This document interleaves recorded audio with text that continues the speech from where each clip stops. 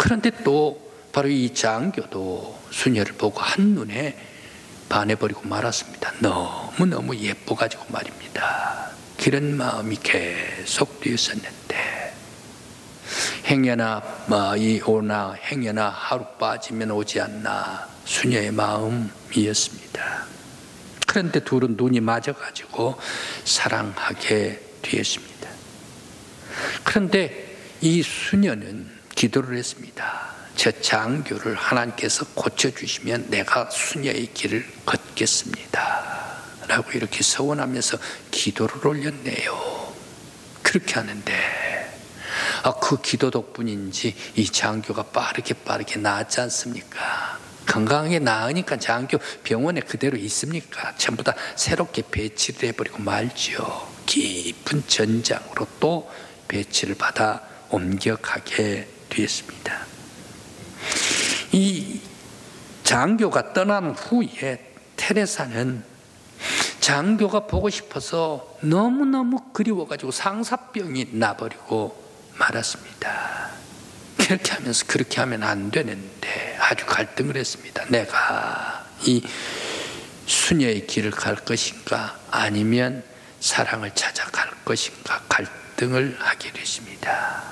그러다가 너무 보고 싶어서 그만 수녀복을 벗어버리고 말았지 않습니까? 그날따라 비가 많이 오던 날이었습니다. 그러면서 이 장교를 찾아 떠나갑니다. 그 당시에 1960년 그 당시에 유럽에서는 이 집시 문화, 집시들이 많이 살고 있었습니다. 이 집시들의 도움을 받아서 함께 생활을 하면서 이곳저곳 소식을 들으면서 장교의 소식을 들으면서 찾아 나갔습니다. 그런데 찾지를 못하니까 거기에서 있다가 보니까 자연히 바로 이 수녀가 무대에서 노래를 합니다. 노래를 하면서 많은 인기를 얻습니다. 그러다가 보니까 사람들, 남자들이 이 곁에서 유혹을 하게 되죠. 그래서 사람들이 이 여인을 사랑하게 됩니다. 그런데 이 수녀가 마음을 주는 그 사람은 반드시 죽어버려요. 남자가 죽어버려요. 이것을 깨달은 이 수녀, 그러면서 계속해서 장교를 찾아 나갔는데 결국 장교를 찾게 됩니다. 그래서 먼 발치에서 장교를 보게 됩니다. 장교를 만나 이제 상봉을 하게 되는데, 상봉을 하고 장교가 바로 이 수녀를 사랑하게 되면 장교가 또 어떻게 될까 모른다는 얘기. 그래 하나님 앞에 자신이 이 수녀 하나님의 길을 떠나와 가지고 장교와 사랑하면 하나님께서 벌을 내린다라는 것을 아주 두렵고 떨리는 마음으로 수녀가 잘 알고 있었습니다. 그래서 눈물을 먹고 장교를 만나고 다시금 되돌아와 수도원에 와서 수녀복을 차려 입습니다. 그런데 그날이 꼭 3년 6개월이 걸립니다. 그러면서 그동안 3년 6개월 동안 비가 오지를 않았는데 다시 그날따라 비가 오게 됩니다. 대지를 촉촉이 적십니다. 오늘의 성경 말씀은 어떤 말씀인가? 하나님을 두려워하지 않는 이스라엘의 극악한 왕 아합 시대의 이야기입니다. 사르밧 과부의 집에서 애환이 있었어. 엘리야가 이 요르단강 그리 시내에서 살다가 까마귀가 주는 그런 음식을 먹다가 다시금 물이 마르니까 하나님께서 옮겨갑니다. 사르밧 과부네 집에 가서 피해서 살라. 엘리야에게 명령하셨어. 사르밧 과부네 집에서 살다가 그 과부의 집에 아주 희로애락, 애환을 함께 겪으면서 살아갔던 엘리야, 숨어 살던 엘리야입니다. 그런데 바로 이 사르밧 과부의 애환에서 점점 아합 왕과 이세벨의 이야기로 넓혀가면서 엘리야의 모든 것을 말씀드리면서 오늘 여러분들과 함께 하나님께서 주신 말씀을 받는 시간이 되기를 원합니다. 하나님은 엘리야를 왜 하필이면 가장 이스라엘의 극악한 왕 아합 임금, 그리고 이 왕의 부인 아내 이 가장 극악한 이세벨, 바로 이 사람들이 다스리고 있는 바로 그때의 엘리야를 보냈을까 생각을 해봅니다. 왜? 좀 평안할 때 엘리야를 보내시지, 좀 여유 있을 때 엘리야를 보내시지. 엘리야는 아합 임금님, 이스라엘 그리고 유대의 가장 강력한 극도로 악한 왕, 그 왕이 통치할 때에 왜 엘리야와 같이 훌륭한 위대한 선지자를 보내었을까? 그러면서 바로 이 엘리야가 왕과 왕비를 상대로 해서 대결하면서 엄청나게 싸우고 있습니다. 엘리야가 바알을 섬기며 바알 제단을 쌓고 아세라 상을 만든 아합 왕과 이세벨에게 예언을 합니다. 앞으로 내 말이 없으면 수년간 비가 오지도 않을 것이요 이슬도 오지 않을 것이다 라고 1절에서 예언을 합니다. 엘리야의 예언이 그대로 맞았습니다. 이루어졌습니다. 비가 오지를 않았습니다. 이스라엘 땅은 갈라졌습니다. 그리고 곡창지대인 이스라엘 평야는 곡식이 메말라 죽어버렸습니다. 굶주린 사람들이 아우성이었습니다. 이때 아합 왕은 비가 오지 않는 것이 바로 이 엘리야 때문이다 라고 얘기를 하면서 엘리야를 만나기만 하면 죽여버리리라. 엘리야뿐만 아니라 이세벨도 마찬가지였습니다. 그래서 아합과 엘리야 그리고 이세벨과 엘리야 간의 치열한 죽느냐 사느냐, 바로 이 먹느냐 먹히느냐 서바이벌 게임이 엘리야와 아합 임금님 시대 때의 싸움이었습니다. 우리 대한민국 조선시대 때부터 계속 이어내려오는 그런 속담이 있지 않습니까? 좋은 가문에는 좋은 며느리가 들어와야 한다. 며느리 하나, 여자 하나 잘못 들어오면 가문이 망친다라는 그런 얘기가 있습니다. 오므리 가문 아합 왕의 가문에 이세벨이 시집을 와서 그만 폭삭 망쳐버리고 말았습니다. 이세벨은 시돈 지방의 엣바알 왕 바알의 제사장의 딸로서 이 이세벨도 바알 그리고 아스타롯 셋 전도자였습니다.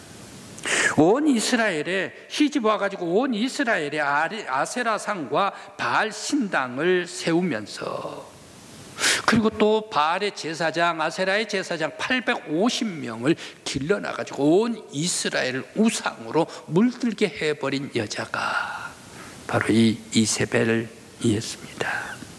엘리야가 예언을 합니다.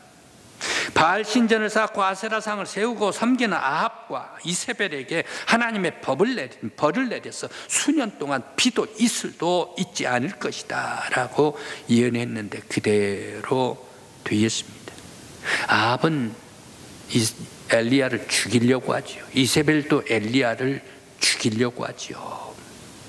그때에 바로 이 아합이 엘리야를 찾는데 엘리야도 아합에게 나를 보내주십시오 라고 얘기를 합니다. 비서실장한테. 그래서 아합을 만났습니다.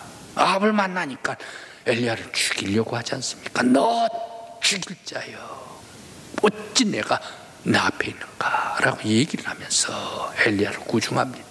그때 엘리야가 아합 왕에게 대결을 청원을 합니다. 대결하십시다 말이야. 당신이 섬기는 바알이 참 하나님인가? 당신이 섬기는 아세라가 참 하나님인가? 오직 여호와 하나님이 참 하나님이신가? 우리 갈멜산에서 대결을 하십시다. 그때 아합도 대결에 참여를 합니다. 바알과 아세라 850명, 바로 이 제사장들이 아침부터 바알이여 그리고 또 오후까지 아세라여 하면서 괭과리를 두르고 춤을 추면서 거의 다 미친 상황 속에까지 가면서, 실신한 상황까지 가면서 불을 주소서 불을 주소서. 어디 응답합니까? 목석 같은 것들이 어디 응답을 합니까? 이제 엘리야의 차례가 됐습니다. 엘리야 머리를 자기의 무릎 사이에 집어넣고 하나님 앞에 부르짖습니다. 하나님이시 오직 여호와 하나님만이 참 하나님이신 것을 이들 위해 명백히 알게 하옵소서라고 하면서 불을 내려주소서. 하나님 앞에 기도를 드릴 때에 하늘에서 불이 내려와 가지고 단 위에 있는 송아지를 태우고 단을 태우고 나무를 태우고 그리고 또랑까지 흐르는 물들을 전부 다 핥아가 버리고 말았지 않습니까? 바로 이 엄청난 기적이 임하였습니다. 그러면서 모든 사람들 앞에 여호와만이 참 하나님이시다라는 것을 그들에게 알게 했습니다. 가만히 있습니까? 엘리야가 거짓 선지자 850명 싹 다 죽여버리고 말았죠. 그러면서 도피를 합니다. 그러면서 엘리야가 자기의 이 게하시, 자기의 몸종, 바로 이 사람이 저 산 위에 올라가 봐라, 비가 올 것이다. 어디 반응이 있느냐? 아무것도 없습니다. 다시 올라가 봐. 아무것도 없는데요. 또 올라가 봐. 조그만 구름이, 손바닥만한 구름이 있습니다. 그래, 그러면 이제 비가 올 것이다, 내려와라 라고 했던 삽시간에 바로 이 갈멜산에 구름이 번지면서 비가 옵니다. 아합 임금님이 대결을 하면서 앞서가고 있는데 왕이시 얼른 사마리아로 가십시오. 큰 비가 올 것입니다 라고 하면서 엘리야가 늦게 출발했지만 더 빨리 아합을 통과해서 지나가게 되었습니다. 그때에 3년 반 동안 비가 오지를 않았던 이스라엘 평야에 아주 큰 촉촉이 비가 내리게 되었습니다. 이세벨은 엘리야를 죽이려고 할 때에 엘리야는 저 남쪽 브엘세바 남쪽 광야로 로뎀 나무를 기대면서 죽기를 간청을 했습니다. 그때 하나님께서 찾아와 가지고 음식과 그리고 물을 줍니다. 바로 이곳은 광야이기 때문에 물 없으면 죽습니다. 물과 음식을 이 엘리야에게 하나님께서 주셨습니다. 그것을 먹고 기력, 힘을 내 가지고 또 남쪽으로 내려갑니다. 더 남쪽으로 내려가면 네게브 사막을 지나 가지고 바로 이 시나이 반도 시나이 사막으로 갑니다. 호렙산으로 들어갑니다. 호렙산, 바로 지금 한창 가자 지역에 전쟁이 있는 그 지역을 다 거쳐서 남쪽으로 내려갑니다. 호렙산으로 들어갔습니다. 호렙산에서 들어가서 죽기를 또 간청을 합니다. 그때에 아주 미세한 음성 바람 소리에 하나님께서 찾아오셔가지고 너는 죽어서는 안 된다, 일어나라 하시면서 하나님께서는 엘리야에게 사명을 주십니다. 예후에게 기름 부으라, 저 아람의 하사엘에게 기름 부으라, 그리고 또 엘리사에게 기름을 부으라, 어서 가서 일어나라 해서 사명을 주시고, 엘리야는 예후와 하사엘과 엘리사에게 기름을 부었습니다. 그때쯤에 아합 임금님이 궁궐의 후원에 이렇게 내려다 바라보는데 거기에 포도밭이 있는데 포도밭이 너무너무 아름다운 거예요. 궁궐 바로 앞에. 관리도 참 나봇이 잘했던 모양이 나봇에게 이 포도원 나에게 팔라 라고 얘기를 합니다. 나봇은 하나님께서 우리 조상적 여호수아 때부터 주신 이 포도밭을 내가 어떻게 팔 수가 있겠습니까? 이건 하나님의 것이기 때문에 팔 수가 없습니다 라고 할 수 없이 거절을 했죠. 그때에 이 아합 임금님은 식음을 전폐해버리고 근심에 쌓여가지고 거절당해서 침상에 누워버리고 말았지 않습니까? 이세벨이 찾아와가지고 왜 그런가, 나봇의 포도원 때문이다 라는 것을 알았습니다. 왕비 이세벨이 나봇을 불렀습니다. 그러면 재판석에 앉겠습니다. 가장 높은 재판석에 앉혔습니다. 그러면서 거짓 증거하는 사람들, 이 사람들을 불러왔습니다. 그러면서 재판장들에게 사건을 조작을 했습니다. 거짓 증거하는 사람들을 불러왔습니다. 저 나쁜 사람이라고 말이야. 그렇게 해서 나봇을 밖으로 끌어내가지고 나봇 포도원 그 문 앞에서 죽여버리고, 돌로 쳐서 죽여버리고 말았지 않습니까? 그래서 이 나봇의 포도원을 아합 임금님이 차지해버리고 말았습니다. 피를 흘리고 희생시키면서 자기가 차지해버린 이세벨 아합 임금입니다. 엘리야가 예언을 했습니다. 개들이 나봇의 피를 핥은 곳에서 개들이 이세벨의 내 피를 핥고 네 살도 먹을 것이다 라고 예언을 합니다. 그뿐만이 아닙니다. 아합에 속한 모든 남자는 다 멸할 것이다. 그리고 아합의 자손 중에 성읍에서 죽는 자들은 개들이 먹고 들에서 죽는 자들은 새들이 쪼아 먹으리라 라고 아합 임금님에게 지독한 파멸을 그 가문에다가 예언을 했습니다. 아합 왕은 아람 전쟁에 이스라엘이 이겼습니다. 유대가 이겼습니다. 자기 나라가 이겼어요. 그런데 이상하게 아합 임금님 혼자만 죽고 말았습니다. 심판받았죠. 이세벨 예후의 쿠데타로 2층으로 이곳저곳 도망다니다가 할 수 없이 잡히기가 싫어서 뛰쳐내렸습니다. 2층에서. 하필이면 바위 위에 머리가 깨져가지고 죽어버리고 말지 않습니까? 그때 개들이 흘린 그 피, 이세벨의 피를 핥고 또 개들이 이세벨의 살점을 먹어가 버리고 무덤에 묻을 필요가 없이 돼버리고 말았습니다. 이 아합과 이세벨의 아들 여호람 왕도 아람과 전투에서 상처를 입어서 사마리아에서 쉬고 있는데 예후가 들어와서 쿠데타로 말미암아 죽고 말았습니다. 아합 가문의 왕자들도 전부 다 멸절 당해버리고 말았습니다. 하나님의 거룩한 하나님의 사람을 죽이고 희생시키면서 자기의 욕심을 챙겨갔던 아합 임금, 바알신을 섬기고 아세라를 섬기고 온 이스라엘에게 우상을 퍼뜨려 놓았던 아합과 이세벨, 하나님께서 심판해버리고 말았습니다. 하나님을 두려워할 줄 몰랐던 아합 임금이 그 가문을 완벽하게 심판해버리고 말았습니다. 왜 이렇게 가장 극악한 왕이, 악한 왕의 때에 엘리야를 보냈던가? 가장 극한 악한 왕이 다스릴 때 하나님께서는 가장 강력한 선지자 엘리야를 보냈다라는 사실입니다. 바알과 아세라를 섬길 때 하나님은 이스라엘 왕과 백성에게 여호와 하나님이 참 하나님이시다라는 것을 알게 했습니다. 왕과 대결을 하여서 이단 우상들의 제사장을 전부 다 죽여버렸습니다. 가장 어두운 위기 속에서 가장 위대한 선지자 엘리야가 활동을 하게 했습니다. 그러면서 오직 여호와 하나님만이 나라와 백성들 온 세상을 통치하신다, 바로 이것을 그 시대 당시에 깨닫게 해 주셨습니다. 오늘날 우리 사회가 옛날보다 더 극단적인 거짓과 악과 세속과 음란한 사회로 가고 있습니다. 이러한 때에도 하나님께서는 거룩하고 깨끗한 하나님을 섬기는 의인들을 결코 버리지를 않습니다. 하나님께서 사랑해 주시고 또 감싸 주시고 그들을 구원해 주십니다.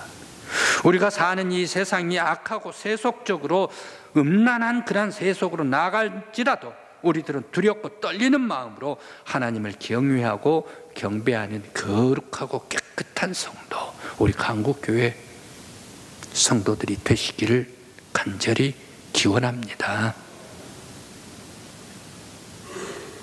하나님을 두렵고 떨리는 마음으로 하나님을 경외하고 섬겼던 여인이 있었습니다. 그 여인은 누구입니까? 여호수아 시절 때에 여리고성을 칠 때, 공격할 때에 바로 이 라합입니다. 라합 앞에는 반드시 한마디가 그 앞에 붙지요. 기생 라합입니다. 여호수아 2장 8절 이하에 있습니다. 저 여호수아의 이스라엘의 정탐꾼들이 여리고성에 들어왔는데 이 라합 집에 들어온 줄 알고 여리고 왕이 라합 집에다가 보냈습니다. 숨어 들어온 정탐꾼들이 있지, 그 사람들을 다시 끌어내라, 우리한테 보내라 라고 왕이 명령을 합니다. 근데 거절을 해버립니다. 그러면서 바로 이 라합의 지붕에 3대 숨겨놓습니다. 고이고이 숨깁니다. 이곳저곳 찾아다니는데 수색을 하는데 수색을 하지를 못합니다. 다 돌아갈 때에 이제 이 정탐꾼들을 다시 보내서 시딤으로 가도록 안내를 해줍니다. 그러면서 이 정탐꾼들에게 라합이 얘기를 합니다. 당신의 여호와 하나님께서는 저 홍해를 가르고 마르게 했던 여호와 하나님이 아니신가. 광야를 지날 때 시나이 반도 광야를 지날 때에 시온과 바산의 옥 이러한 두 왕들, 아모리족 왕들을 전부 다 물리치고 승리했던 왕이 당신의 여호와 하나님이 아니신가. 여호와 하나님은 상천하지 땅과 하늘의 가장 위대한 유일한 하나님이십니다 라고 라합이 고백을 합니다. 그러면서 청원을 합니다. 꼭 약속을 하십시오. 여리고 성이 전부 다 무너진다 하더라도 우리의 어머님과 우리의 가문, 우리의 형제들은 건져주시고 구원해 주십시오. 그 증표를 내십시오 라고 부탁을 합니다. 그때에 정탐꾼들이 한마디 하고 떠나갑니다. 지붕에서 빨간 줄을 내리라. 그 빨간 줄이 있는 곳에 너의 집인 줄 알고 이 백성들, 하나님의 백성들이 공격하지 않겠다라고 약조를 내렸습니다. 그때에 바로 이 라합의 집만, 여리고성이 다 무너질 때 오로지 라합의 집만 온 가족들이 살게 되었습니다. 라합은 어떻게 됐습니까? 라합은 이스라엘의 히브리 족속 살몬과 결혼을 합니다. 살몬과 결혼을 해서 보아스를 낳습니다. 보아스와 결혼해서 보아스는 오벳을 낳습니다. 오벳은 이새를 낳습니다. 이새는 다윗을 낳습니다. 세상에 다윗 이스라엘 온 세상의 가장 위대한 왕의 족속의 할머니가 바로 이 라합이 되지 않습니까? 엄청난 위대한 가문이 되었습니다. 하나님을 무시한 아합의 가문은 파멸시키지만 하나님을 두렵고 떨리는 마음으로 섬기고 경외할 때에, 예비할 때에 후손들에게 놀라운 복을 베풀어 주셨습니다. 오늘 우리 성도 여러분, 우리들은 어떻게 해야 할까요? 우리들도 스쳐 지나가 버려야 할까요? 늘 하나님을 의식하면서 하나님 앞에 두렵고 떨리는 마음으로 경배하고 경외하고 예배하고 찬송하고 영광 올리는 우리 강국교회 믿음의 성도들 되시길 간절히 기원합니다. 여러분들의 예배와 찬송을 하나님께서 받으시고 놀라운 축복받는 여러분들의 가정 되게 해주시길 간절히 기원합니다. 마틴 루터입니다. 종교개혁자입니다.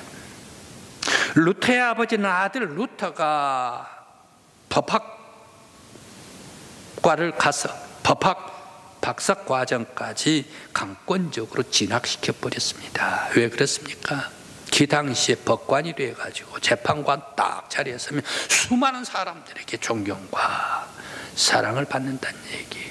그러면서 높은 가문으로서 활동을 할 수가 있었기에 공부 잘하는 루터를 아버지 마음대로 법학과에 입학시켜서 법학대학원까지 박사원까지 공부를 하게 했습니다.